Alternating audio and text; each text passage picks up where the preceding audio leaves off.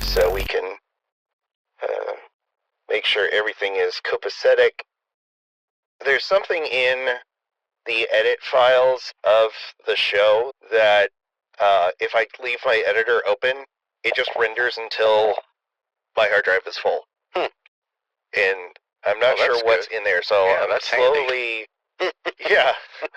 Well, first of all, it's a good reminder to close my editor, because that's a nightmare. All right, looks like David has overachieved yet again in the notes category. Excellent. I didn't put anything in there. That's fine. Mark's the same way. Mark doesn't do his homework either. So we gotta be hard on Mark because he's taking the week off. Along for the ride. Sure he and My name is I love Mac. that he and Kimber have been keeping us updated with all their antique shopping and their diecast hunting. Man, that's all they're doing on their honeymoon is peg. I know, right? Like, yeah, my wife was like, do I have to get on the phone with them and tell them how to enjoy their honeymoon? And I was like, I'm sure they'll figure that part out. Yeah. All right. Well, we will, I guess we'll just hit the intro and we'll take it from there. Sounds like a plan. You're watching Diecast Breakdown with Chuck Ellis, David Johns, and Mark McHotwheel. So sit back, strap in, and hang on. The breakdown starts now. Hey there, folks. Chuck here, and welcome to Diecast Breakdown. I am joined by Mr. David Johns, as always. Hey, guys. And as you can see, we are joined this go-around by Mr. Jay of Jay's Diecast Creations. How you doing, Jay? Doing well. Welcome back. There you go, guys. You knew he was going to say it. Man. Yeah, he's got to say it. It's the phrase that pays. So, Jay, we are so excited to have you filling in for us. Mark and Kimber are enjoying their honeymoon, and we know they are because they have been sending us photos, but not the photos that you'd expect. They're sending us... Well, actually, they are the photos that you expect. They're I didn't know where you were going with that. Yeah. Some people do some things on the honeymoon and some people do other things on their honeymoon. And I appreciate that Kimber is fully vested in the diecast habit and that they are staying true to themselves on this adventure. So absolutely. I'm pleased for them. And we wish them nothing but the best. Of course, they will be back by the time this airs. But anyway, so we are just having a little in-betweener thing, and Jay was like, hey, I'll pop in, and we were able to get with his agent and pay the exorbitant appearance fees, and so he's here. So guys, as always, we're going to get started with what's on your bench, what's off the pegs, and what you've brought into your diecast roster this week. David, let's start with you. What's got you excited in the world of diecast? Sure. Guys, we got a lot of good stuff coming out. I like to try and bring you the stuff that's coming out from some of our favorite diecast brands. Usually we have some stuff from Greenlight. They're really good about putting previews out. And I am still waiting for the Greenlight executives to acknowledge my tweet where I thanked them for all the photos, but we'll discuss that later. They do have a really cool transit van coming out in the Gulf livery for you fans of the Gulf livery. That's another one you can add to your collection. They've got a Hot Pursuit coming out with a Chevy Bolt. Not a Chevy Volt with a V, the Chevy Bolt with a B. I don't know if that could be any more confusing, but it's a cool car. I don't see that often in diecast, and if you like the obscure, weird cars like me, that's one to pick up. Hot Wheels has released pictures of the official convention car for the 2022 National Convention in Charlotte. That convention is March 23rd through the 27th. Tickets are sold out, guys. Sorry if you didn't get tickets already, but we have pictures of the convention car that you might see floating around on eBay later if you are interested. And last but not least, since we didn't have a whole lot of new stuff to show, I wanted to show off one of my builds, since today with Jay here, I am surrounded by two master builders. Happy Australia Day, guys. At the time of this film, it is January 26th. It is Australia Day, and KC at Aussie Model Builders put out a challenge to use Australian vehicles for a custom. And this is a Holden Ute. You guys all know it. It's a Matchbox. And Holden actually did a Magnum version of a Ute pickup. and I copied it. This is what they look like. You can see a little bit of red on the wheels. Really cool Ute pickup. And just wanted to use this opportunity to wish everybody a happy Australia Day. I am thrilled this week because I went out on a weird act of faith looking to search the pegs. They've been empty here for months now, and Walmart is still empty to the point that they have replaced the Hot Wheels with the Maisto 5-packs. Like, they just took the pegs down and moved them for now. Yep. And but Target here actually had several cases worth of brand new diecasts on, and I was able to pick up some. I don't know which case they were, but it was a fairly recent one because it's got the yellow Bugatti E110 on it, and that new weird Lego Experimotors one that they've got. It's not Lego, but it was the 4x4 version of that weird little block car that they're doing, and those are fun. My daughter really likes those, and I was able to get the 59 Chevy casting. They had the purple Dodge van, not the Super, unfortunately. Somebody had already picked through them, but there was still plenty of good stuff. And I was able to get that Ford Sierra that, if you haven't seen on the Twice Diecast channel, I'm not going to do the jingle. And we are going to have a moment of silence for Mark to do the jingle. There it is. And yeah, on his channel, he did a tampo removal tutorial, and it was really good. Yeah, it's a great casting. It's one of those posthumous Ryu Asada releases, and like all of his castings, it is absolutely brilliant. Yep. I did get in the mail my AliExpress that I ordered back when David was like, you should check out AliExpress. Finally arrived. So I got these model kits. They're model airplane kits, but they are in 1/64 scale. There are, for those of you that are listening and getting just an ASMR of crinkly plastic, I'm holding up some plastic model kits, but they're all World War II aircraft. I knew these kits existed. I've only seen them available overseas. And the first time I tried to buy them, I bought them off eBay and they never showed up. It was nice that those ones finally arrived. So in social news, there is a Facebook group called the 164th Diecasts and Dioramas Facebook group. And there's a gentleman named Ricardo Alvarado Martinez that has been posting up some really cool PDFs for people to make photo backdrops of, and they are scaled to 1/64. Cool. Yeah, and awesome. He's releasing these PDFs.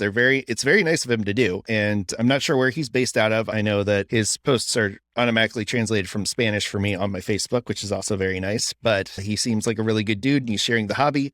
Johnny Lightning has released photos of the 1983 Ford Ranger that they've been working on. There's been prototype photos, but we saw the first official photos come up recently, and it looks really good. I am pleased to report that it is a true 1/64 scale, like all future Johnny Lightnings have. They've announced they are going fully to true 1/64 scale. They are also doing some more crossovers with Auto World. They've already used the square body Chevy that Auto World has for their zingers, and they're doing the same thing with the 1973 Roadrunner casting. They do have, I think this is an older casting that they're re-releasing, a 1963 MGB that I'm very excited about. And this one is cool. It's a nod to the actual community, which I really like. It's done up as an autocross theme, and I'll post the picture up here so you can see it. It's got racing stripes and some really cool gumball numbers on the side. And they gave it an Easter egg for the Johnny Lightning Club in Lincoln, Rhode Island. The head of the club's name is Jeremy Moran, and it's got his name on the side of the car as the driver. And what's interesting about this is they've been doing pretty much all the Johnny Lightnings have been rubber tired. Mm-hmm. And this one is actually plastic tired because the Johnny Lightning Club there does races with their Johnny Lightning cars. So they actually released it with the wheels for racing, which is a cool touch. But for those of us like David and I who prefer the more realistic looks, it's okay. We'll do it. But that's an easy wheel swap. So we'll give it that. And I think it's really smart what Round 2 has been doing as far as listening to people. Like they released that van last year. They released a van that had a bumper sticker that gave a shout out to Champion JDK. That's right. And his YouTube channel, which is really cool. And they've got this now, and just Round 2 in general with what they've been doing with reviving the old retro model kits and releasing a bunch of new castings, and really feels like they're listening to the collectors, which I think is very cool. But let's see, what else they got? They're taking their old Hull and Hearst, they're making a demo derby out of it. It's an older casting from back when they hadn't figured out vent windows yet. So the vent windows are still that little filled in bit of metal, but it's still cool. And they are bringing back their Pinto casting, which I like very much, as a spoiler. So unfortunately it doesn't have a hood. Their spoiler series, as you might know, is basically a metallic paint job, racing stripes, no hood, blown motor, drag slicks. So it still looks really cool. And that's something that I will pick up. If I see it on the pegs, I'll pick it up, but I may not do an order for that one. And as my weird offbeat bit of news, Round 2 has also released these 1/6 scale Schwinn bikes, vintage Schwinn bikes, with the big banana seats and the knee knocker shifters and all that stuff. And it reminded me of Jesse over at Hanson Speed Shop. He's restoring up a vintage bike. It's really cool. Like, he's into those things as well as drag racing and stuff. And he's a really cool creator on YouTube. And I don't really collect the larger diecasts anymore, but it's just, you got to see them. They're absolutely beautiful. And with the price of the real bikes, if you want something like that on your shelf, that's going to be a much more affordable option.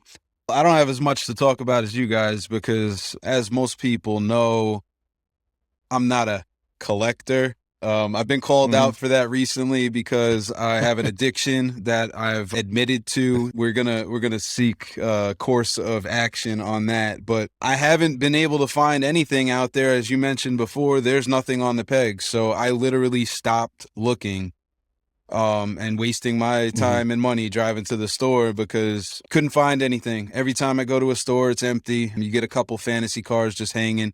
Same story. Everybody knows what's going on. Good news is I hear that the targets are actually getting hit and they're stocking the shelves. So hopefully this whole thing comes back around and the collectors can have what they're looking for again. But in other news, my brother, my younger brother, we grew up together, and Diecast was a big part of our childhood. He actually came down here the other day when I was talking to him about this podcast, and I was like, not to spoil anything, I know what you guys do. You X the top 5 castings. And I was talking to him, and he was like, hold on a second. And he ran upstairs, and he comes down with 2 of these. They're the old Utz pretzel rolls. Things. Nice. He had saved our childhood cars, and this is just a portion of them. We had tubs and tubs of cars when we were younger, and when you get to a certain age, the diecast coat kind of goes away, you know? You start to grow up, and you meet girls, and you have other things going on and jobs, and it just doesn't become important anymore. My nephew was a kid, and I ended up giving him most of our diecast cars, which dispersed through however he ended up destroying them. But my brother did bring down these cars, and I found these, I guess, recently. So I'll show you a few of them that really stood out to me as a child and brings back some nostalgia now that we're all grown, and these are probably cars that most of you guys have seen, or basically this is the Pontiac Grand Prix. Yeah, he's gonna the Pontiac that's Grand Prix. Matchbox. Is that the Matchbox casting? Yep. There's like Pro Tyco wheels. Is that what they call them? Mid-90s. It's got like a swing on the wheel, like a little swoop to it. Yeah, I don't know. The old Krager saw blade type wheels. Saw blades, maybe, something like that. Yeah. That's just one that we had a ton of that casting. And then to go along with that, we got the pole position. These things, we have every number you could have. And these cars, you can never get enough of them, because my fondest memories of us being a child was like going out in the backyard with a shovel, like the sand shovels from the beach, and like digging tracks in the dirt. Yep. And like me and him would be out there racing these cars. And then we would run them down the picnic table, which I actually have the picnic table to this day from when we were kids. And that's a good one. Yeah, this is the Buick LeSabre. That's from actually 1987. Those are my favorite Matchbox wheels. Those 8-dot or 8-hole. Yeah. I don't know when that was, but man, I love those. This casting's copyright says 87, so. Yeah, I had the Lamborghinis and the Ferraris had those too. So I actually did a Matchbox Ferrari that had the same one. same wheels. This is one that sticks out in my mind as a kid, and I actually just got one sent to me from Alex Graff on the card, brand new. He found it at a toy store and was nice enough to reach out and say, hey, man, is there anything you're looking for? I had him pick up a few of my favorite casting, which you guys will find out in a little bit. This Ferrari, because I saw it in the picture, I was like, dude, I got to have that. If you can grab it for me, I appreciate it. Amanda didn't cop that one from you? Oh, they all go into her collection, but they're here. They're ours. Another classic one is this Toyota Supra.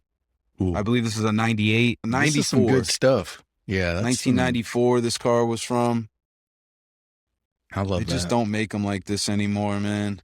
Metal base. And they all have the suspension on them. So, like, when I saw this tub of cars, I saw it, like, immediately I saw some of these, and I got to pull these out. This one, in particular, being the Pontiac Firebird Racer. I love race cars, man. If you haven't noticed, I grew up here. Right. I grew up here on Long Island, going to Riverhead Raceway since I was 15 months, 2 years old. My mom brought me to Riverhead Raceway, and I was addicted from there. And we used to sit on the bottom of the bleachers and play Hot Wheels and Matchbox cars in the dirt as the race cars are going around. Just great memories, man, and it's embedded in my head. This one is really cool. The Cosmic Blues. Yeah, that bad boy right there. I bet Chuck could use that Yeah, engine. the old Dodge Charger. Yeah, Right? I've got a few of those. Those are great. But it's got that old classic Tampo job on it. That's one heck Tell of you a what, Hemi. man.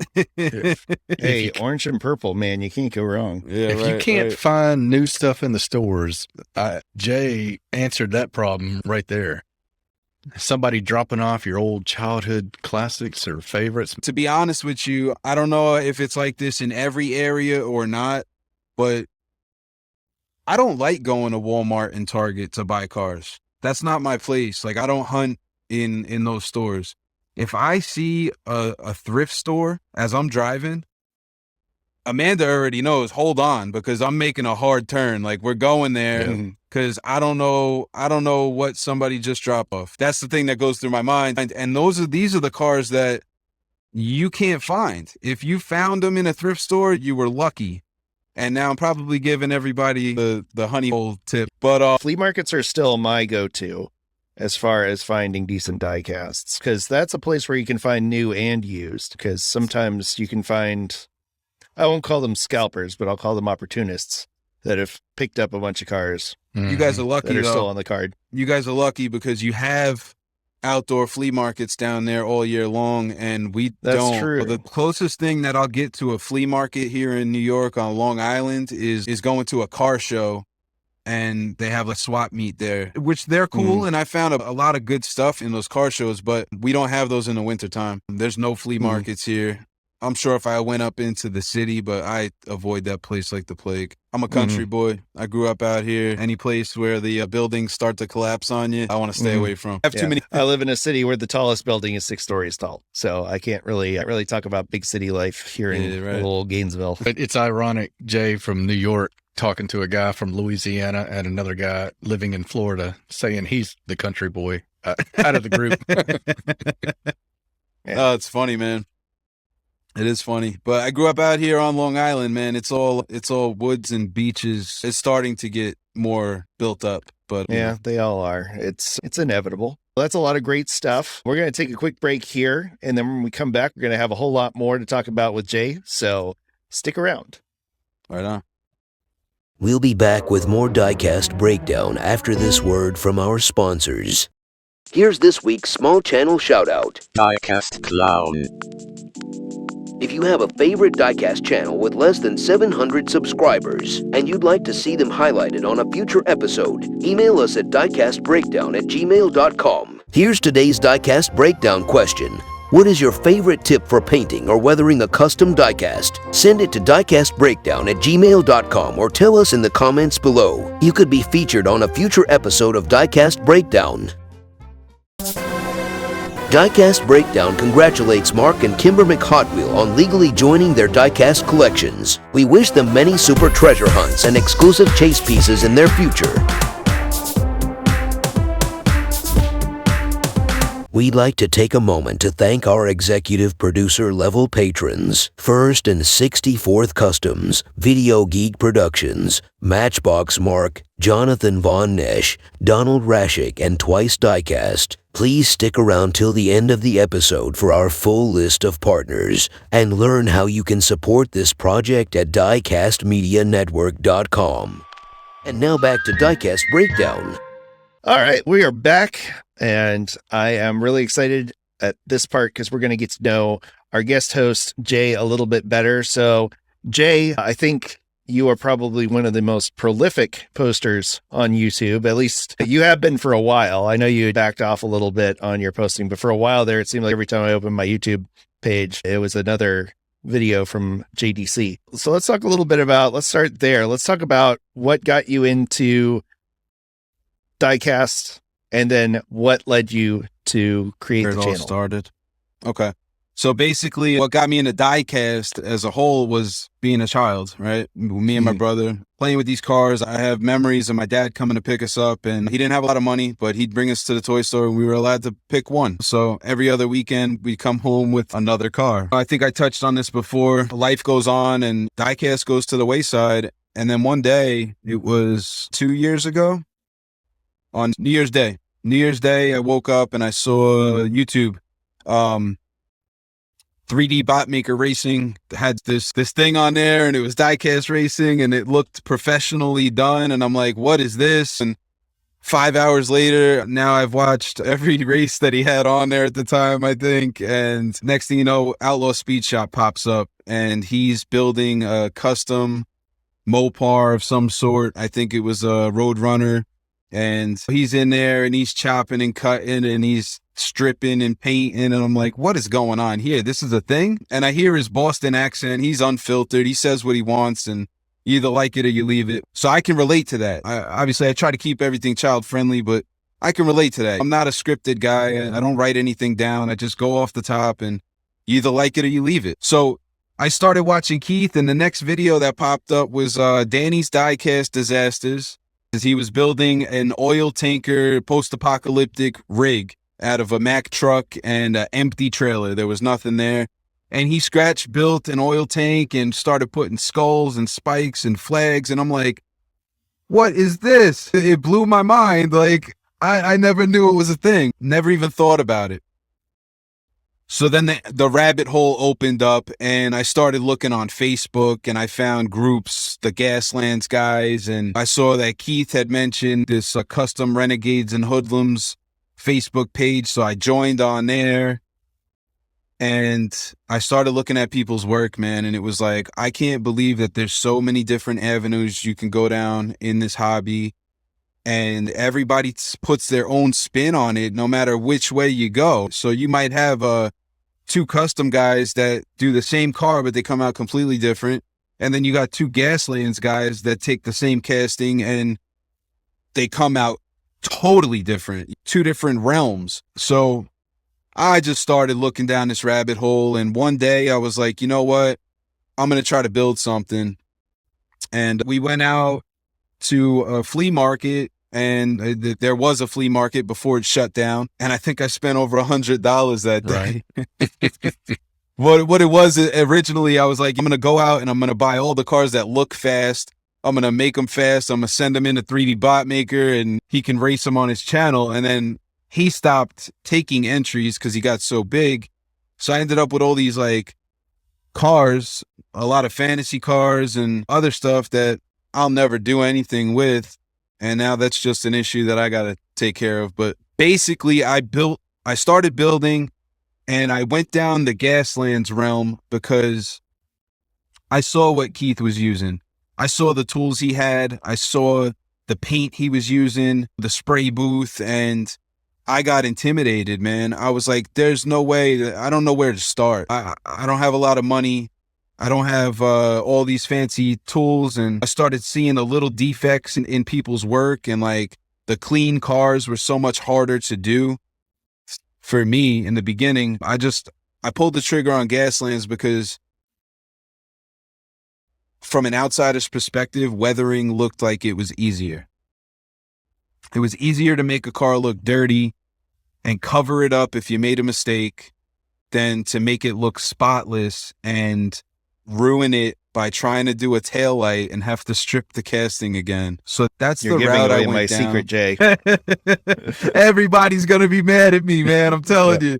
But it's the reality of the situation. And people look at me and they're like, you're the king of Gaslands. And this, I'm like, no, I'm not. No, I'm not. Like, I'm just a guy with a dirty brush and a couple tricks that I learned from YouTube. And that brings me to why did I start my YouTube channel and how did I start my YouTube channel?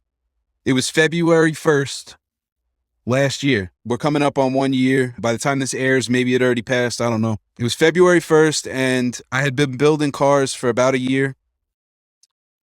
And I looked at Amanda and I said, you know what? I think I'm going to start a YouTube channel. I had been talking to Keith and he was like, dude, I've seen your work. You should definitely start a channel. If you need any help, if you need any tips, you need to know what I'm using, just reach out and I'll let you know. And that was the spark right there, because it was like, all right, this is the dude that I started watching in the beginning.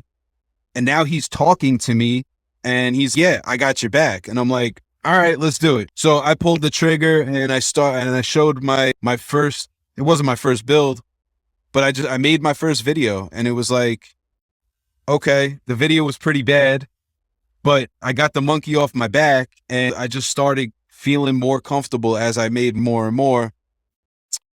And the reasoning there was I wanted to give back because there was a lot of gaps in the hobby that I couldn't find answers to. And I would have to reach out through Facebook or email to find these answers. And I was like, well, if I could address these issues and give value back to the community that gave me value when I started in this hobby, then mission accomplished, right?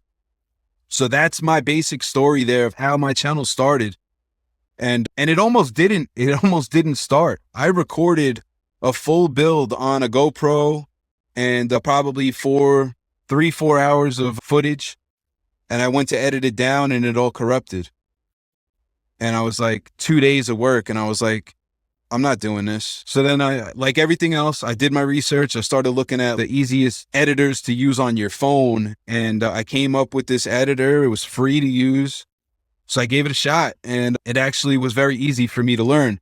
So that's where and it's still the editor that I use today, if I edit at all. So yeah, that's how my channel started, you know. That's been the real big thing for me is coming from a background where I did professional video editing I started in 1999, 2000 doing video production. And the fact that now you can do it all on your phone and then upload and broadcast it is just such a wonderful thing. Like, it's funny because a lot of people come to me for advice and I'm like, I am really not the best person to come to for advice on this stuff because I know all of the big expensive ways to do it. If you want to do it on the cheap, there are a lot of great resources out there. There's the fact that you can do it on your phone. There are a lot of people that do it on their phone. Diecast Dude, who has 30,000 subscribers, does all of his video editing on his phone. He doesn't even own a computer.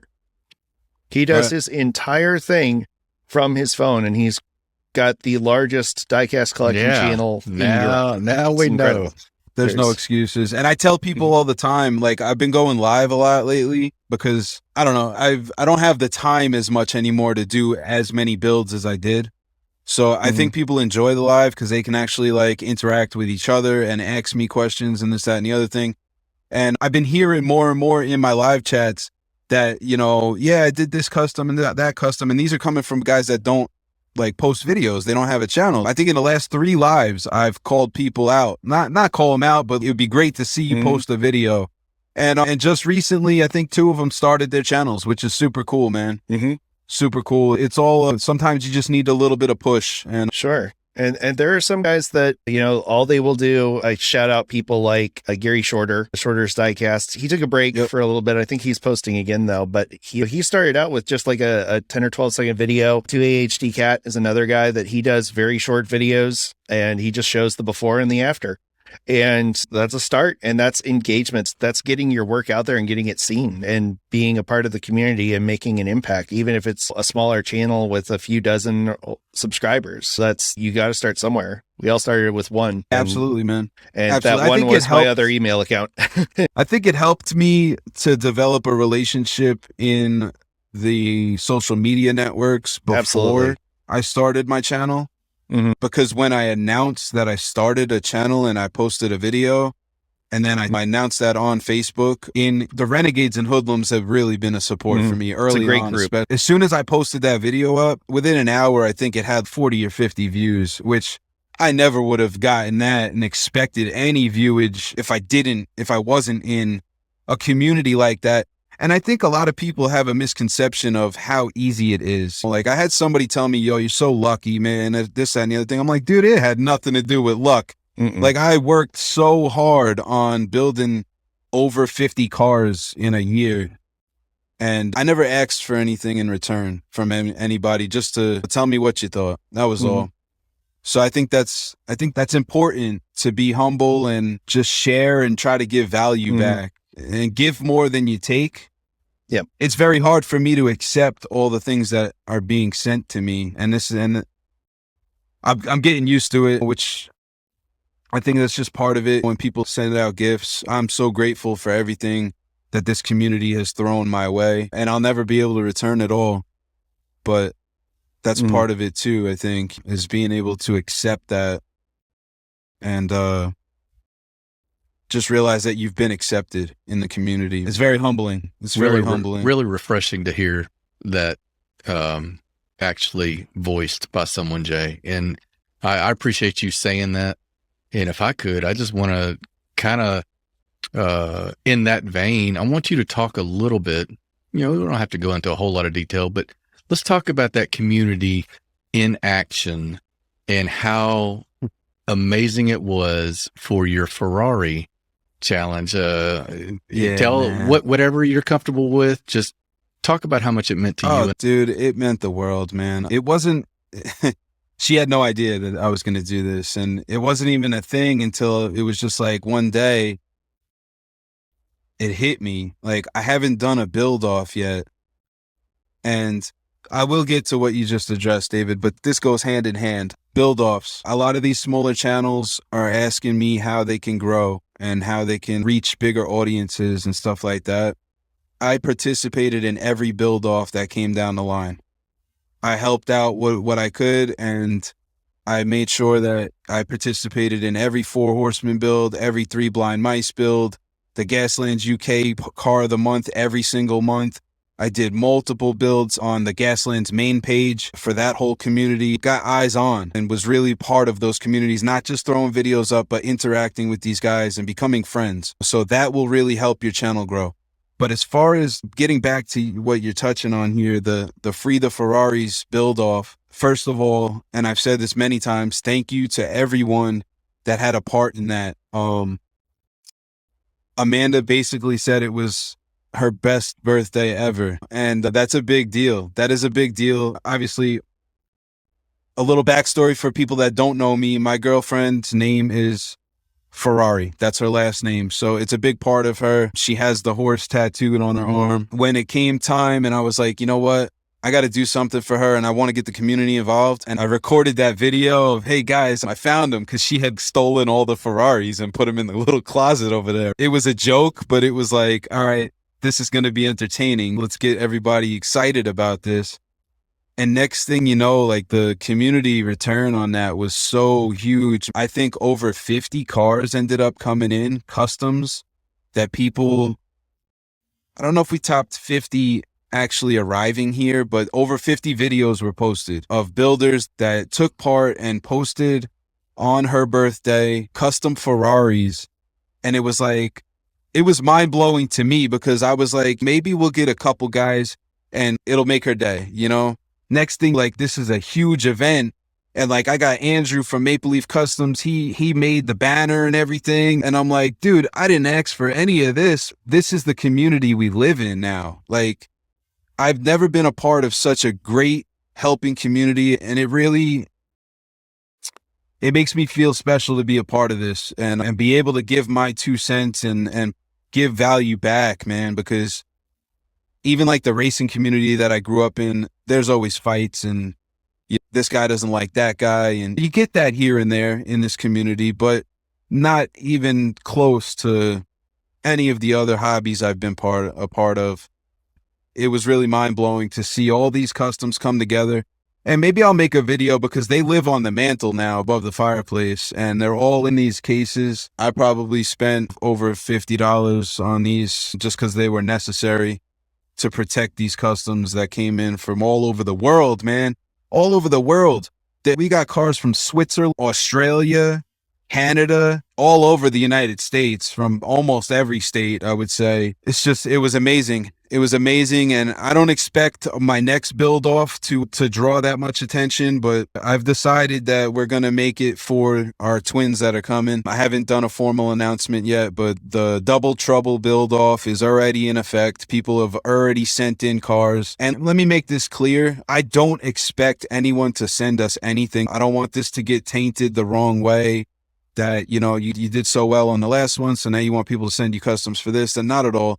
I want Amanda to have some videos to watch come April 1st when she's late in her pregnancy and she can't do much else but watch a video. So that's the reason why I'm doing this next build off, to give her some entertainment and to show her that this community really loves, even though they've never met her. She's my girl. I've never even shown my face on YouTube before, but there's love in the community and it all goes full circle. So that's the reason why I'm hosting this next build off.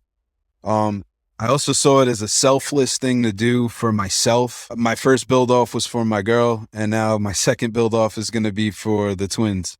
So that makes me feel really good, and I'm holding it back right now because it gets me in the feels. Yeah. Somebody pick me up here.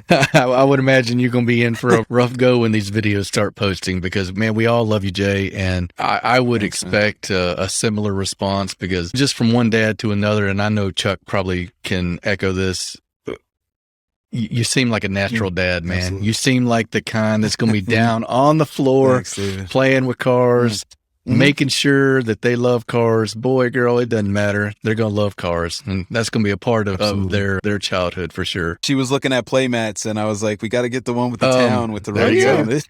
That was so much fun. And I loved watching those videos. And if y'all have a chance, go to Jay's channel. We'll link to it in the description and look for the Free the Ferraris builds and just listen to Amanda's reaction as she's opening it. There's a playlist with all the builds that people linked. And I don't think I made a playlist with all the unboxings, but I can do that. I can go back through and make a playlist for that for sure. Yeah, her reactions are just priceless. It's funny because you can't see her, but you can see her. It's in her voice. You can totally hear it in her voice. Right. All right, Jay, we've been throwing softballs at you long enough now. So now that we got you in the Diecast Breakdown hot seat, we're going to ask you pretty much the same questions we ask all of our guests, and hope you're ready. You ready? Nope. All right. Now, some of them, when in doubt, go full out. Some of our questions we know you've already hit on, so I want to hit on a couple that we haven't touched on yet. In rapid fire format, give us your 5 favorite castings. So this first one is going to go back to my childhood. I grew up at a short track here on Long Island. This is the Matchbox modified racer, and it's probably higher on the list, but I'll put this at 5. All right. Right. This is just a classic. That's one of my favorites too. Yeah. This is another one from my childhood, and it's ironic because I'm a Chevy guy, but this IMSA Mustang by Matchbox is definitely on the top 5 list. I have a thing for wide body, very eccentric lines and fender flares and stuff. In no particular order with this next one, this will be the Quarter Mile Coupe. Okay. This is actually more of a recent casting. It's got that really mean rake to it, big engine. This one was actually just sent to me by CJD555. It's got the flame tampo on it. David's really going to like this one. It is going to be this is the Greenwood Corvette, the 76 Greenwood Corvette. It's a time attack. That's what it's called. Yup, a time attack. I don't know if that's what this car was built for, but I'm pretty sure I've seen a YouTube clip of this car flying down that time attack course over there. And that'll be 4. Everybody knows my favorite casting. My favorite casting of all time that I've came across so far is this 1970 Chevelle. It's made by Hot Wheels. It's got race trim. It's got the rear spoiler, front fairing, fender flares. It's got a roll cage inside. It's got the one seat. I don't know if you guys can see in there on the camera, but there's one seat inside with the inner door bars and stuff, and then the hood scoop. It's just an awesome casting. I made it a challenge to myself to try to find all of them, and we are 98% there. Nice. Yeah. I got every single car. I just made a trade for the red one that I didn't have, and I found the last one from Derek at Honest Diecast has the Kmart exclusive, and he's going to make that happen for me. I basically told him I'll trade him anything in my collection for it. There you go. Sometimes, all right, so you got some of your favorites, but surely there's one out there that's probably not even in diecast. What is a car, if you had a magic wand and you could make your dream car that is not out there, what are you making? That's a tough one, man, and I should have been prepared for this. Oh, this is why we hit it with you live. Make you squirm. What am I making in a 1/64th diecast that's not made already? That is the question. If I could make a car, I would take this modified and I would make an updated version. So this is an old school modified. It's got the old school lines on it. These days they're running Troyers most of the time. You got Troyers and you got LFR and Fury race cars down there in North Carolina. So this is the guy that I spot for, Alex. He runs a Troyer. That's a Troyer. I don't know if you got a really good shot of that. We did, but yeah. It's a Troyer modified, and it's a little bit different. It's not much different, but it's a little bit different. I'd say that counts. I think so. Yep. Speaking of modifieds, we were going to talk a little bit today about modifying diecasts. So let's get into that, because you wanted to talk about technical building, and I wanted to get started by saying, what do you mean by technical building, Jay? Let's talk about that and go from there. All right. So maybe this is a phrase that was coined by myself, or it's just something that I found in circles, but I guess I did the same thing with the communities inside the community. You have collectors, you have customizers, you have wheel swappers, right? And then you got the guys that mingle in between. There's bridges in between. In that wheel swap realm, you don't really get into paint so much, right? You want to put some premiums on it. It's a basic thing for people to jump into the hobby and feel good about themselves because they made it look better. It wasn't like that before, and this is the product that they were looking to get. I have no problem with people calling themselves a customizer when they do that.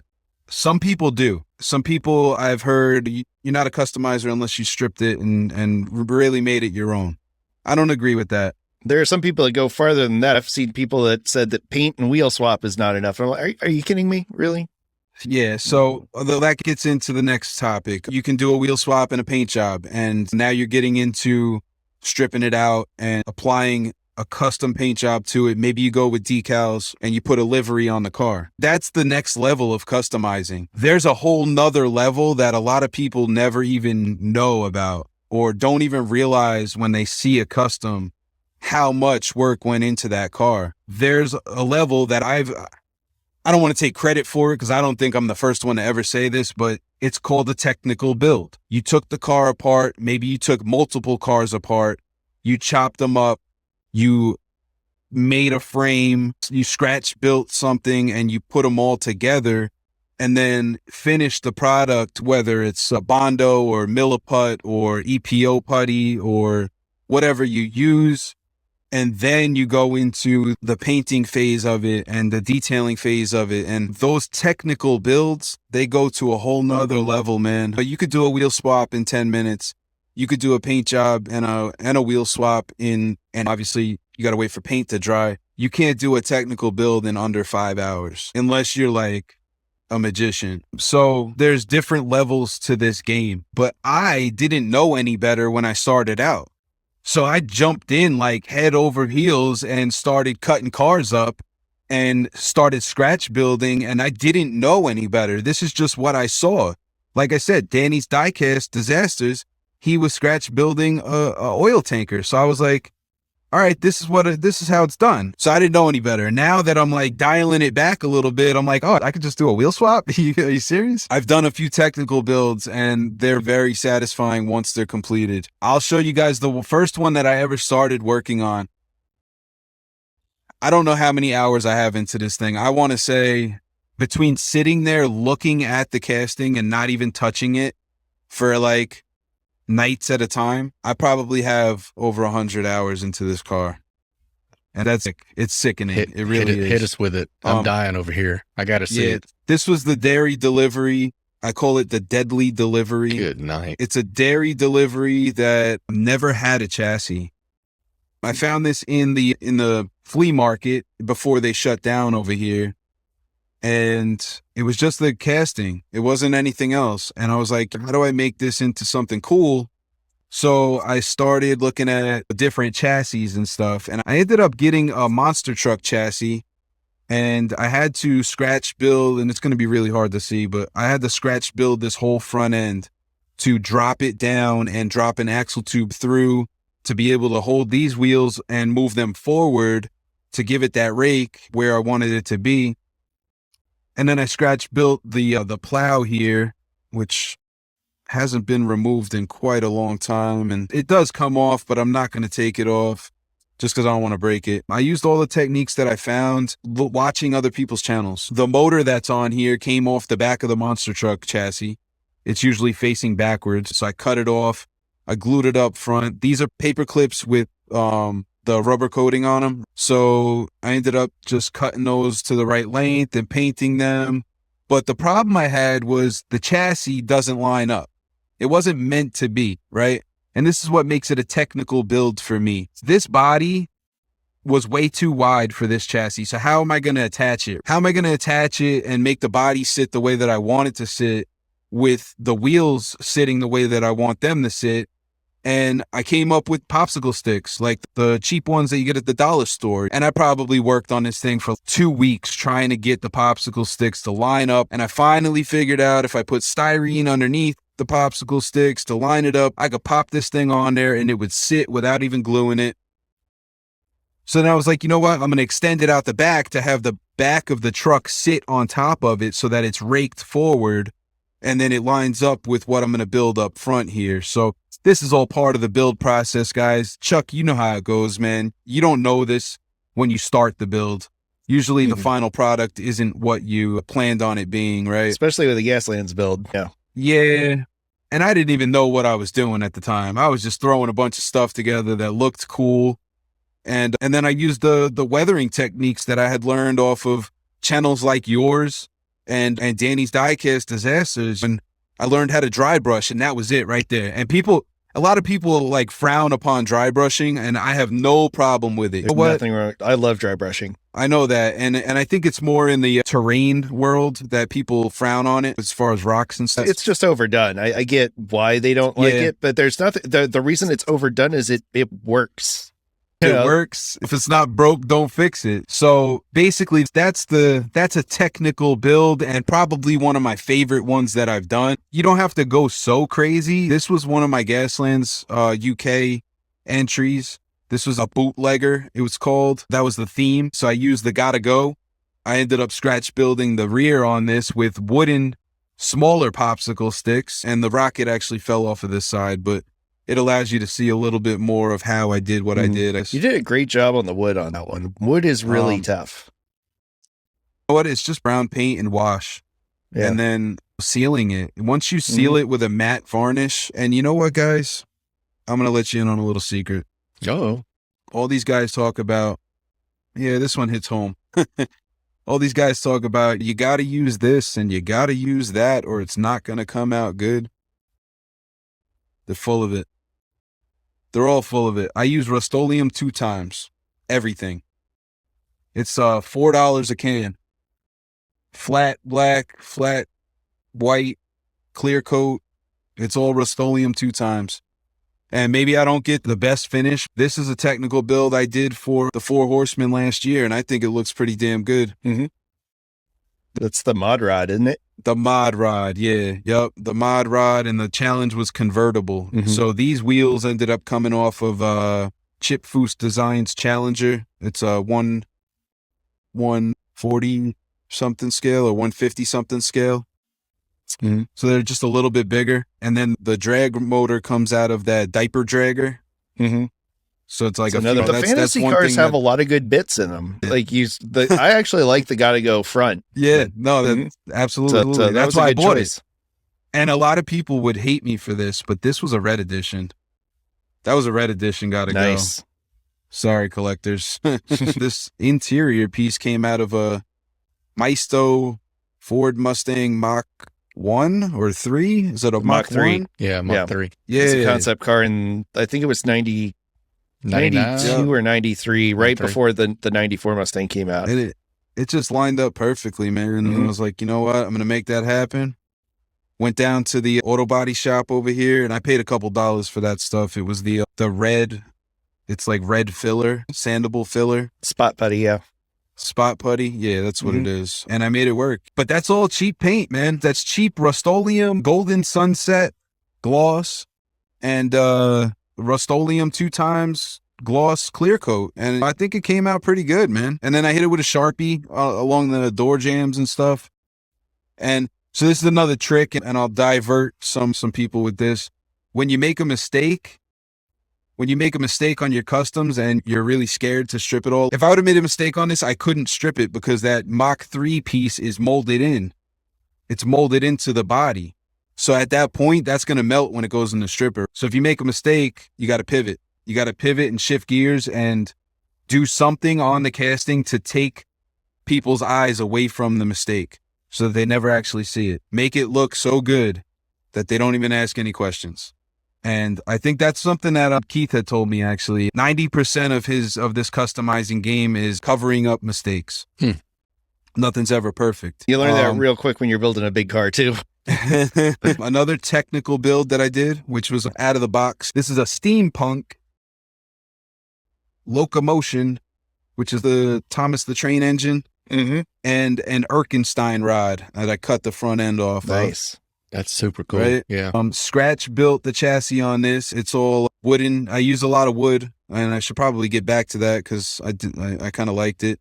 And then these axle tubes here are actually coffee stirrers that you go at 7-Eleven when you make your coffee. Guys, there's a lot of stuff out there that you don't have to pay money for. And I don't mean to be a cheapskate, but instead of just stirring it and throwing it in the thing, maybe grab a couple and stuff them in your pocket. They're not going to Those fancy coffee shops that have wooden coffee stirrers, those are nice too. Yeah, man, I'll tell you what. Please buy a coffee too while you're there. Yeah, you could do that too. So I found this tank here in like an army kit. It's like an army men kit kind of thing.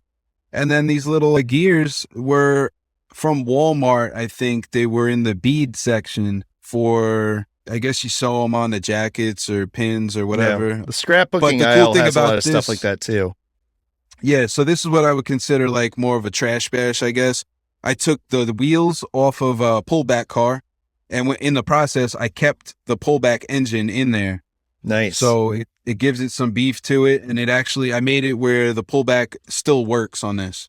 So I could pull this back and it'll launch down the table. It pulls to the left a little bit, but I guess that's ironic because I'm from a circle track, so it would pull to the left. No right turns. Jay makes some incredible points for you guys that are thinking about getting into customizing.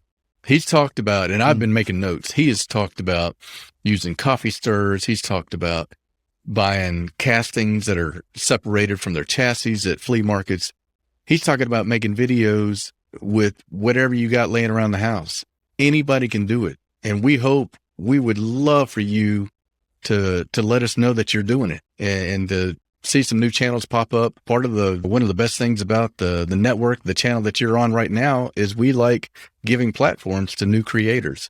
So I hope you take Jay's advice and get behind that camera and just make that first one.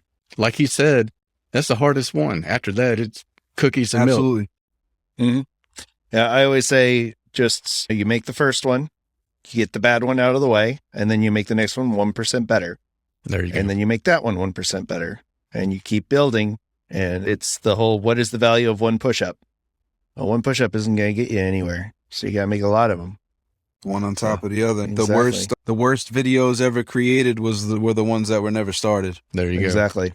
Yep. So Well, very cool. Jay, thank you so much for joining us in the co-host seat today. We do have a special interview that we're throwing on here as well. We are going to jump across the pond over to England to join a gentleman that, oh, there we go. We got the Union Jack out. Thanks, David. And we are going to join Rapid Nismo, who sat down with me a little while ago. And if you know anything about the YouTube community, you have seen Rapid in the comments, and he's on Instagram, he's on YouTube, he's all over the place, and he is a wild young man, and I had a blast talking to him. So without further ado, let's get to that interview. Don't touch that dial. Diecast Breakdown will be right back after these messages. This episode of Diecast Breakdown is brought to you by you. That's right. We are 100% viewer and listener supported, and we are so grateful for those of you who have already supported the podcast and the shows we're planning to add to the Diecast Media Network family. You can find out more about how to support this project by visiting diecastmedianetwork.com or email us about sponsoring an episode at diecastbreakdown@gmail.com. The best way you can support what we're doing right now, though, is to subscribe and share these episodes with your family, friends, and Facebook groups. Anyone you think would enjoy what we're doing. Any extra attention we can get early on will go a huge way in helping this project grow. Thank you so much for sharing this journey with us. Diecast Breakdown would like to thank Diecast Heroes Magazine for supporting this program. Diecast Heroes Magazine is the premier digital and print resource just for diecast customizers. Visit diecastheroes.com and see what the best customizers in the world are up to. And now, the thrilling conclusion of this week's episode of Diecast Breakdown. Well, today I am really excited. I am joined by the infamous Rapid Nismo. If you have spent any time at all on YouTube looking in comment sections, you have seen Rapid's name. I know him as Aaron, but Rapid, thank you so much for being on the show today. It's fantastic to be here. I've got the phone propped up with a Volvo V60. Well, the V60 is a perfect prop. It is almost a perfect box. So that works out well. So Rapid, let's get started. Let's talk a little bit about yourself, where you are in the world, and how you got started in die casting. I'm, of course, in the fantastic England. I'm in the northeast, so it's very rainy, and currently staring at a very grey cloud that has really been very threatening. We're going to carry on through it, and I have to blame generally just I can't remember where it started or how it started, but diecast collecting's always been a sort of big thing for me, and not really collecting it as this form, but just picking them up and just looking at the cast and oh, that's cool, or even as a kid just picking it up and going, this is like what my dad drives. I want this, and then I just remember this little 1/43rd scale burgundy BMW X5. Which is nothing like the car, but my dad used to drive a burgundy Vauxhall Astra, a Mark 1, and a Mark 2 or 3, can't quite remember. It's a UK car, you guys won't have them there. But I remember thinking, this is my dad's car, it's the same colour, I love this. And then just loved playing with my little cars, and then now it's grew into a full-on hobby where my whole room is filled with boxes and die-cast and loose stuff, carded stuff, just a fantastic array, just diecast. Is there any particular scale that you focus on, or do you collect all types? Of course, right now it's 1/64th, but if I see a cast like particularly from memory, I can think of there's a Barago 1/43rd scale Juke R, which is there's about 25 in the world, I think, and they are pretty much one-off produced cast or car where they took a Juke and hired in a Nissan GTR drivetrain, so it had the V6 with the twin turbos and the all-wheel drive, and threw on a massive body kit on it, and Barago made that, and it's just a fantastic cast. And I'll have to try and bring it out at some point. I meant to go and bring it out, but I forgot. But it's anything Juke-wise, I'll pick up if I see it, which I don't see many, but if I do, I'll get them. And for those who don't know, you actually do have a Juke. So, not me personally, my dad does, but it's something I aspire to own at some point. Yeah. It's a 2015 Duke Nismo RS, so not to everyone's taste, cough cough Mark, but it's a 1.6 litre 4-cylinder turbocharged Digi-T engine with about 218 brake horsepower from factory, and it's a two-wheel drive, which means it had an LSD or limited slip differential from factory, so it drives distinct as well. Oh yeah, it's a nice car. Personally, I am a big fan of cars that are not supposed to be fast, that are made fast, and we have a few of those like that here with the Jeep SRT Trackhawk. Durango, you Dodge Durango SRTs. The Durango SRT it's a very similar process, just much bigger because it's America and everything has to be big and V8 powered and supercharged if we're going to do it. Was the relationship with cars something you get from your dad, or is that something that you picked up yourself?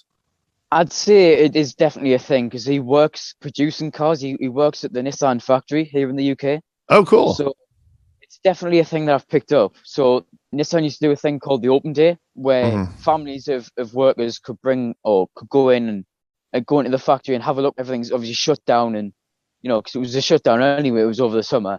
Sure. And you could go and have a look over all the machinery and they'd have some demos going on and you could see how it's made. And they'd sometimes have some stunt drivers out the back in the car parks. So I remember the guy called Paul Swift, he's sponsored by Ford. And he used to go around to Focus RS and stuff like that and just drift all over the place. And I remember distinctly he was in a Mini and he did a handbrake turn. He almost hit the crowd. And I was in that front row. And my family went sprinting backwards and I just stayed there because I knew for a fact it wasn't going to go anywhere near us because he had control of it. But I've always had that sort of mechanical mind and I've always sort of thought of cars as a destination to go. Like when I finished school and I'd eventually like to go into an apprenticeship, something relating to cars. So whether it be in a garage, like the place we get the MOT for the Nismo, which is an annual inspection to make sure the car's roadworthy, or it's some sort of manufacturing job or designing. It's something to do with cars. It's got to do because when you work in a job that you enjoy, you don't really feel like you're working it. So that's a feeling I want to get to eventually. That is an excellent goal to have. I'm pursuing that now. I left that behind a little bit. I chased the money dragon for a bit and it's okay, but I was much happier doing what I love. And that's one of the reasons why we're doing what we're doing today is because I'm trying to get back into doing what I love.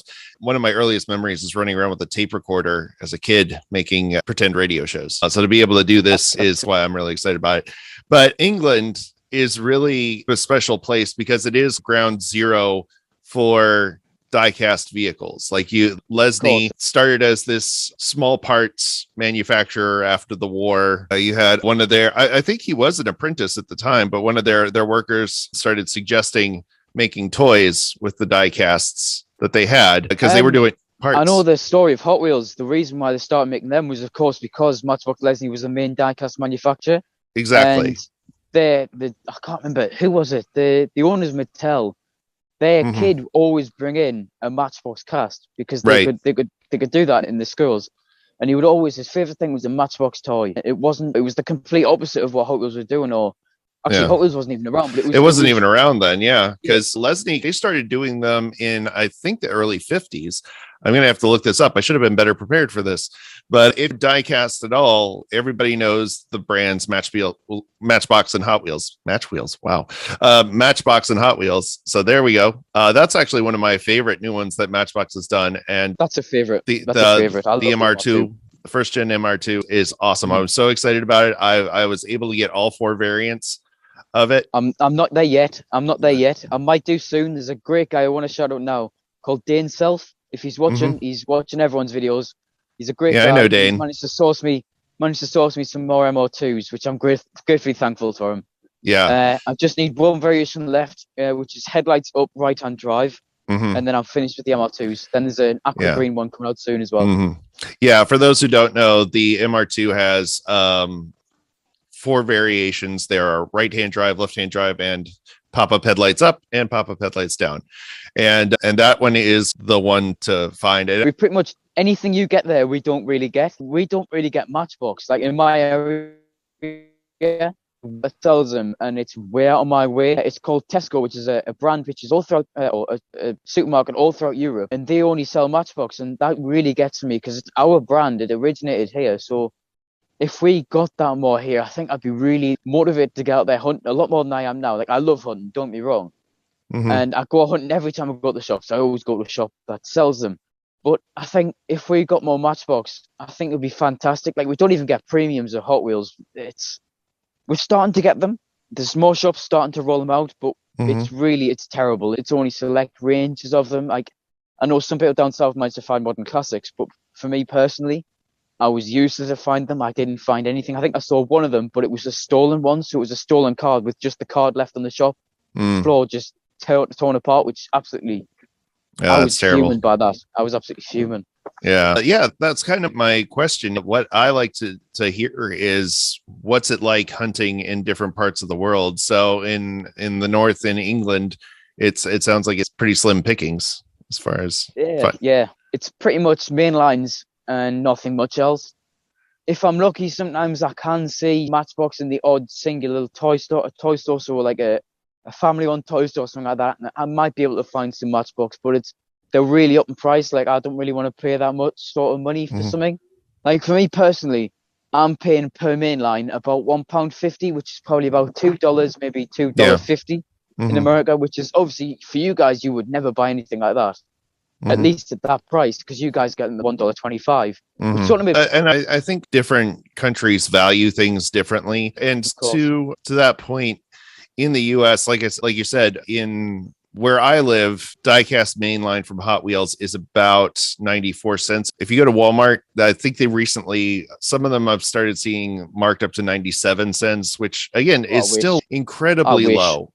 I wish that was like that for me. I wish that was, because imagine this table would just be full every single time. So we end up, I think I'm certainly guilty of this, you end up overbuying because they're so cheap, and you go, okay, maybe I'll just have 2 or 3 of these in case I want to customize this one and I want to leave this one be, or I want to give one away.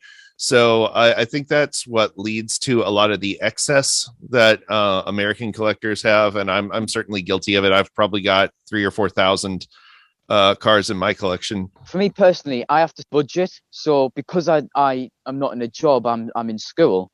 With my age being 15, it's hard to get that money. So from what me personally, I find my little money trick. Anyone listening in the UK, don't steal this. So people leave trolleys or shopping carts around the car parks, and I'll take them back, because here we have to put a little bit of money quarter in. For us it's £1, and I'll take it back and I'll plug it in.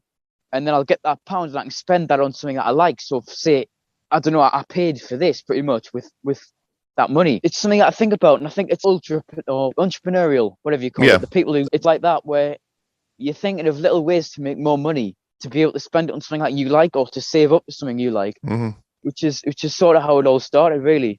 Like, that's working up to something, and then I can afford this mainline, which is, I can remember the first time I really did this was in 2018, it was the red Audi RS6 wagon, and it would have been a supercharger, but it wasn't. And I remember picking that up and go, that's really detailed. I like that. I'm going to have that. And that's, I'd say, the root cause of why I'm collecting like I am now. I pick up what I like, the casts I like, I hunt the way I do. A major person I blame for that would be Derek at Honest Diecast, who of course is a big name. He's a big name now, but I was one of his first 10 subscribers, and I've always supported what he does.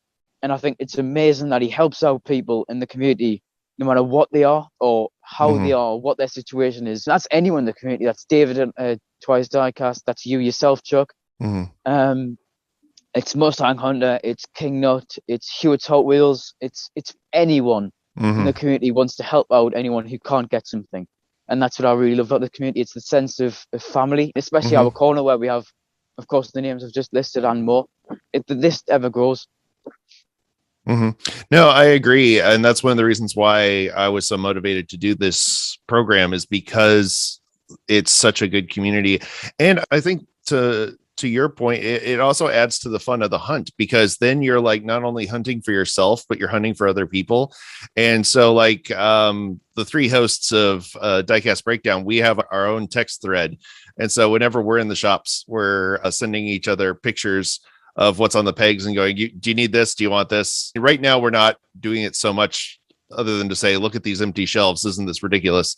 But I mean, for me personally, it's the first time ever in the past 2 years since I've been in this community on YouTube, Instagram, anything like that, any social media platform, that I've ever been able to flex to you guys in the US to say, look what I've got. Because in the past few days of hunting, I've managed to find things like this, which is a personal dream car of mine, a 1987 Ford Sierra Cosworth.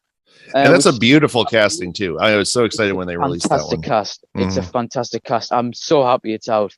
Rio Sard, of course, did a fantastic job on it. Yeah, it's funny. You can always tell when it's a Ryu car because it is scaled so well, and the details are so good. And he likes to, his castings, a lot of them don't really have that classic Hot Wheels rake to them. They have the 4 same wheels all around, so it looks more like a regular car. And I mean, I've noticed especially most of his casts that have been doing it, especially recent, has either been fully detailed or it's had lensed headlights. There you are, David. I managed to get it in. Yeah. There it is. On the headlights, they aren't actually painted on. It's really hard to tell because they're tinted, but they are lensed, and I think it really adds to that sort of. Oh yeah, it's brilliant. The Volvo 850 cast was a major breakthrough for Ryu because he used techniques on that cast that he's been wanting to for ages. You'll notice if you pick one up, especially the red version, the red color between the base and the body is different, and that's because he wanted to get that break in the cast. So there's a black plastic on the real car, which goes around all the way around the front bumper, the rear bumper, and the sides. And he wanted to get that break in, of course, back then at least, they were really strict on 3 sides of the car can only be detailed or tamboed. And Ryu managed to fit that in so he can have that break in the cast. And of course, it being part of the interior could mean it could wrap all the way around and it could reduce costs as well because it was lighter than a normal cast. And of course, the base would just wrap in at the same color if it wanted to be color matched or if it was different. It's just a fantastic technique that I think some people don't like because it just makes it cheaper and lighter, which personally I don't like that. But I also like the fact how if you're taking photos of it, like I'm big into photography of diecast. But if you're going to take a picture of something, it makes it more photorealistic, and that's what I love about these things.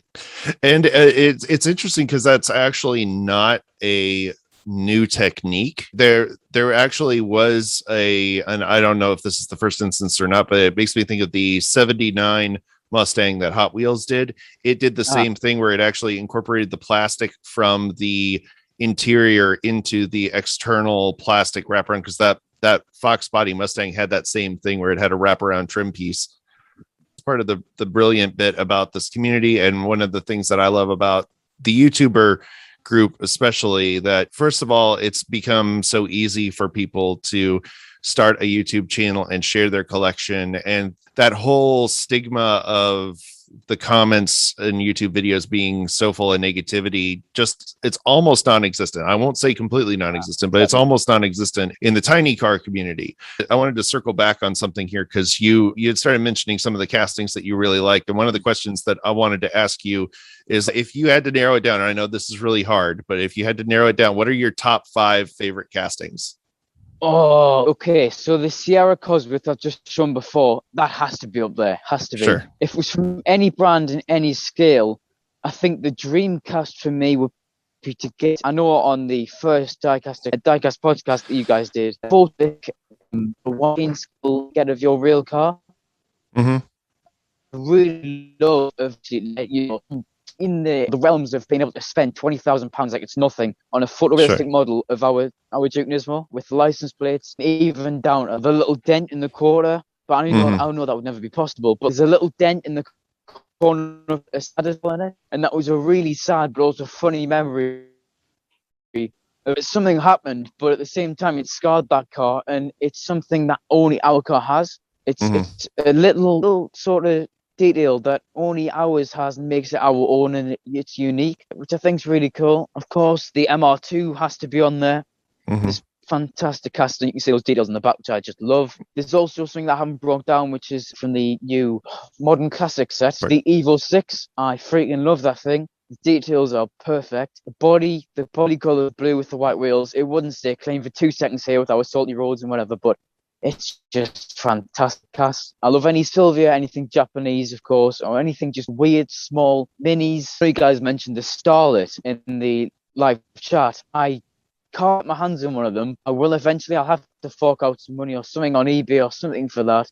That is my type of car. It's a small, little, nimble, agile Japanese sort of. It doesn't have to have too much power to be able to horse it around a car park, break turns, and just a fun front-wheel drive car. And that's what I just love. Hot hatchbacks, anything like that. Yeah, I think James May coined the term "slow car fast," but it just there is something about this, and I was talking about this I have a friend in town that has a M5 BMW, and he had that, and he had a 1972 MGB, and he said that car was so much more fun to drive. He's got that, and he's got a Tesla S. And he said the slow car fast. I mean, for me, that Teslas and everything like that, they're just unusable. For eco, we all have to go eco eventually, as James May has said before. I think for me, a thing that would be good is we all went electric and we also had a fun car next to it.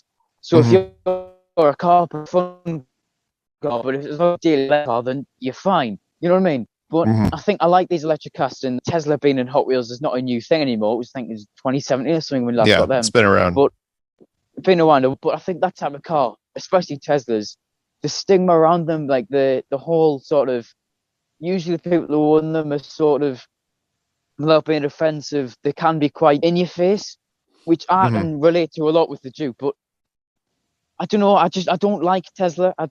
For me, I'd rather go in Nissan Leaf because it gets you where you want to go. Yeah. It's nothing special. And I think I love the fact that Matchbox makes a Nissan Leaf cast, because that's personally something that my dad makes. And I love having a little 1/64th scale sort of cast of something that my dad produces. I think that's just fantastic. That's really awesome. I've mentioned this in a different episode, but like one of my first memories of diecast is my parents bought the 85 Dodge Caravan.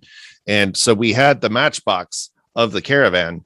And that was special to have our car as a diecast. And I think that's been one of the cool things that Matchbox was always more the everyman's car. Like they have their supercars and their sports sedans and all that stuff. But the big difference between Matchbox and Hot Wheels was that they were more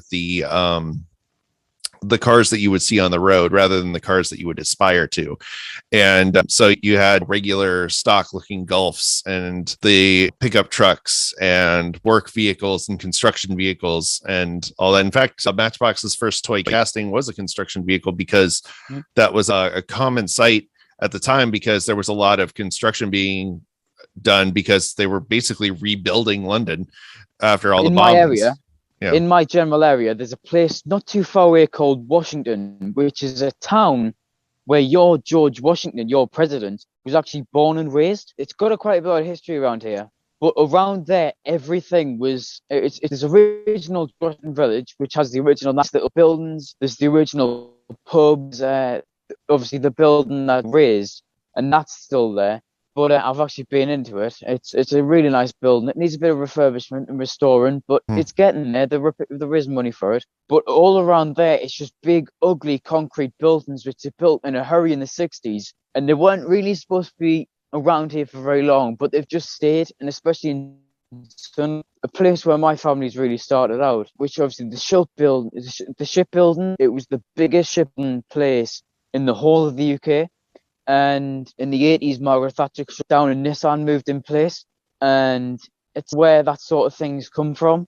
And I think that sort of general in Sunderland, everything's concrete because it was massively bombed because of the shipyards. Everything was destroyed. It ran for a few decades after, but nothing was ever really... It was a really well functioning place. They never ran out of orders. But when Nissan decided to come on, it was a much bigger project. And that was decided and destroyed, which is quite sad. It was something lost, which I think the city is really... is it raining? There's a lot of rain. Oh no. I never tried to mention it, but I'm fine to continue. Okay. I thought for now I'm going to put my hood up before I get too cold. Okay. Cool. No worries. I think that's something that you guys can relate to here, where obviously the shipyards being taken down was a massive thing from the community around here. Like there wasn't just the people working in there; it was everywhere around it. It was like a Great Depression, if you like, where there was no jobs for anyone until Nissan was open. It was really like hard on the area, and I don't think it's really recovered still since. There's no real like shops anywhere. The whole high street in England right now, we're suffering a massive high street death. So our high streets are dying massively. So that's something that you guys don't really have over there. It's sort of more a mall. But our high streets and our city centres and stuff are really suffering. So it's all just the same commercial shops all over your game. So if it would just be saying like Walmart everywhere you went. It's always the same shops no matter what city you go to. So you're sort of losing that culture, and we're seeing a change and a shift in how it's all working. And it's exciting to see, but it's also sad to see all that old stuff go, because obviously it's the memories as well with it. Now, I never saw the shipyards, but I know that my granddad on my dad's side was really passionate about them because he worked there all his life. And it was something it was something big in my family, and I think it's something sad to miss that I'll never experience or see something that he worked at. Like they could have made it a museum, but it's sad to see something of that go in the same way that it was sad to see Matchbox go with. It's hard. It's hard. Mm-hmm. It's hard to see that. Yeah. As being 15 and being pretty young in the hobby, where do you see the hobby going? Where do you see diecasts going in England and the UK in general? What do you see happening? From what I'm seeing on Instagram, like the friends over there, there's a guy called Craig's 164, and he's a massive guy on here. He's hunting every day pretty much, and he's the guy who, if I'm on there looking through his profile and I see he's at sort of Tesco, say, and he's just seen a bunch of sort of modern classics, I'll say to my mum or my dad, can we go over to Tesco? Just seen a bunch of modern classics. And then I'll go there and I'll be like, oh, there's nothing here. And it's the same thing. Like in my area, don't get me wrong, it's starting to get better. I'm seeing more premiums. I've been seeing that sort of trucks. Not a lot. I saw it in one shop and I was quite happy. I didn't have enough money to get them because they are quite expensive. About £7 here. Oh, wow. So it's quite expensive, but personally not being able to afford them, that isn't a problem for me because I can see that there's starting to be a change. There's been a shift where manufacturers and sort of companies are starting to realize that there is a market here for that sort of thing and people do want it. It's just that sort of getting around to more people buying them and less people stealing them, which I think is going to be the big thing. And it'd be a fantastic thing to see Greenlight and Johnny Lightning have a Diecast here or Z. It's dripping with water, but you can tell that the details are fantastic on it. Yeah. It'd be lovely to see that sort of thing in our supermarket. But I don't see that happening relatively soon. I see there's going to be a gradual change. I'd love to be wrong, but I can see that sort of thing happening. And sure. I know it's raining, so we'll wrap things up here so you can get inside. But real quick before we go, who are some of the creators that inspire you? Who are some people that you recommend following on YouTube, Instagram, anywhere like that? Yeah. Well, to be perfectly honest, right, the people I'm going to list off here, you'll have heard, you guys will have heard a billion times before. But we've got great community here. Honest Diecast was the guy who pushed me on YouTube, and really, I need to start on YouTube. And pushed me to get that sort of edit and go like how my videos are now. With the fantastic thing from started to now, there's a great change, and I can only thank Derek for that. Recommending me to use proper thumbnails. Anything that was really great from him, which I honestly thank him loads. If you're watching this now, Derek, thank you very much. There's obviously, you've watched him. He's a great guy. He sent me, I think, a few boxes from him and Mark. That's in my Diecast too. Users, they're supportive. Of course, Mark has that massive issue of not liking Jukes, which I think we need to get that sorted, Mark. We need to get that sorted. You will like them one day, and you will be forced to like them. But Shoutout Hot Wheels is a great customizer. I've got a few customs upstairs from him, and they are just superb. There's just so many great customizers. The limbs are too long. Yeah. So many names that when you're on the spot, you can't think of them. But everyone right now who has sort of sent me some support on me, I thank every single one of you. And the bit of support for you, Chuck, you allowing me to come on here today and speak, but I like and sort of share my thoughts. I'm gratefully thankful for that, and I really thank you for the opportunity. And I wait to see this in the full form and see what people think. It's going to be a great thing. Well, thank you. Thank you, Aaron. And as I mentioned earlier, you can find Aaron on YouTube and on Instagram. We will have his links in the show notes. But thank you so much for being here, sitting out in the rain with me. It's been a delight talking with you, and stay jukin'. Yes, that is the big phrase. Stay safe, have fun collecting, and think of everyone else. But most importantly, stay jukin'. All right. You get in and out of the rain. You take care. We'll talk soon. Talk soon, Chuck. All right. Great having you. Likewise. Oh, great being on. That was a lot of juking around there, but I think I thank Rapid for joining us and sitting out in the rain during the interview. He was a true trooper. He had bad internet connection in his house, so he was like, well, it looks like rain, but we can do the interview outside. And the connection was a little rough, but it was, as we were going, I kept noticing him getting more and more wet, and I was like, are you okay, dude? And he was like, yeah, let's just keep going. So yeah, I appreciate him literally sitting out in the rain for this show. And we thank you so much for making it to the end of this one. If you have any ideas, we'd love to hear them. Please email us at diecastbreakdown@gmail.com. Please follow David over at Twice Diecast and Jay over at JDC. We'll link to both of their channels in the description below. Gentlemen, any parting thoughts today?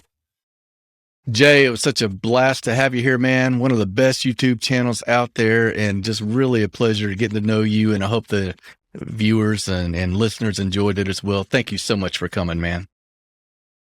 Oh, thank you guys, man. I had a great time being here tonight, and I hope to be back. Oh, we'll definitely have you back. This was a lot of fun. Mark, we miss you, but we're glad that you and Kimber are having some time to yourselves, and we will see you back on the next episode, along with hopefully all of you. So be sure to like, subscribe, check us out over on the audio version. And if you're listening on the audio version, check us out on the video version over on YouTube. So please, like I said, like, share. If you're listening, hit the 5 stars on Apple Podcasts. That helps us out a lot.